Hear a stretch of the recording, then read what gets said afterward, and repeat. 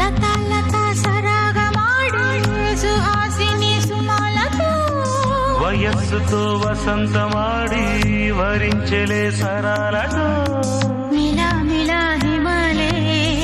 జల జల ముత్యాలుగా తళ తళ గళన తటిల్లత హారాలుగా చేతులు తాకిన కొండలకే చలనము వచ్చనులే ముందుకు సాగిన ముచ్చటలో మూవను పలికెనులే ఒక స్వర్గం తల వంచి ఇలా చేరే క్షణాలలో అందాలలో